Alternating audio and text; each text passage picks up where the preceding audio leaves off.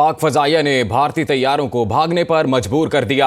गुज़िश्ता रात भारतीय एयरफोर्स के 4 राफेल तैयारों ने भारतीय जुग्राफियाई हदूद में रहते हुए मकबूजा जम्मू कश्मीर में पेट्रोलिंग की। सिक्योरिटी ज़राए के मुताबिक पाकिस्तान एयरफोर्स के तैयारों ने हिंदुस्तानी एयरफोर्स के इन जंगी जहाज़ों की फौरन निशानदही कर ली। पाकिस्तानी एयरफोर्स की बरवक्त और मुस्तैद कार्रवाई पर इंडियन राफेल तैयारे बौखलाहट का शिकार होकर राह फरार इख्तियार कर गए। पाक फजाइया ने भारतीय तैयारों को भागने पर मजबूर कर दिया। गुज़िश्ता रात भारतीय एयरफोर्स के 4 राफेल तैयारों ने भारतीय जोग्राफियाई हदूद में रहते हुए मकबूजा जम्मू कश्मीर में पेट्रोलिंग की। सिक्योरिटी ज़राए के मुताबिक पाकिस्तान एयरफोर्स के तैयारों ने हिंदुस्तानी एयरफोर्स के उन जंगी जहाज़ों की फौरन निशानदही की। इसी से मुतालिक मजीद बात करेंगे।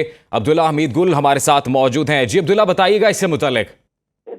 नॉर्मल की मेरे ख्याल में इंडिया की एक टैक्टिक्स है, इसको कहते हैं प्रेशर टैक्टिक्स, और वो आपके ऊपर दबाव डालना चाहते हैं। वो ये तासुर देना चाह रहे हैं और दुनिया के अंदर ये तासुर देना चाह रहे हैं, अपने मुल्क के अंदर ये लोगों को बताना चाह रहे हैं कि किस तरीके से जो है वो उनकी फजाइया जो है उसने अपने राफेल जेट भिजवा दिए। ये इससे बड़ी बेवकूफ़ी कोई नहीं हो सकती कि राफेल जेट जो है वो भिजवाना, क्योंकि राफेल जेट जो है वो अभी भारत के पास इंडक्शन हुई है, उसके ऊपर उनकी कन्वर्जन अभी मुकम्मल नहीं हुई, यानी कि उनकी अभी तरबियत जो है वो मुकम्मल नहीं हुई। ऐसी सूरत के अंदर राफेल जेट जो है वो चिड़िया की तरह पाकिस्तानी एयरफोर्स मारेगी। वैसे माजी में भी हमने अल्हम्दुलिल्लाह यही करके दिखाया था।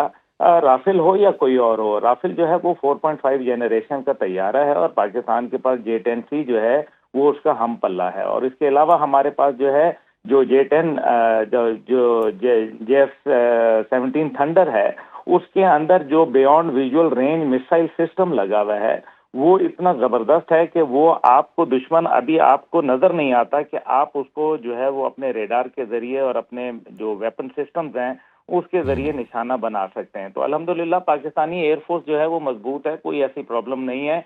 ये दुश्मन जो है वो क्योंकि बौखलाहट का शिकार है। कल ही उनके जो कोर कमांडर थे कश्मीर के जनरल सुशिंद्रा कुमार, उन्होंने जो है वो पहले ही कह दिया है कि ये भारत का अंदर का किया हुआ ड्रामा है पहलगाम का। इस वजह से जाहिर है वो फौज को तो अब सामने ला नहीं सकते क्योंकि फौज के अंदर बगावत हो गई है। अब वो जो है वो एयरफोर्स के जरिए जो है वो एक पाकिस्तान के ऊपर जो है वो दबाव लाना चाहते हैं और दुनिया को ये कह रहे हैं कि शायद हम बहुत सीरियस हो गए हैं।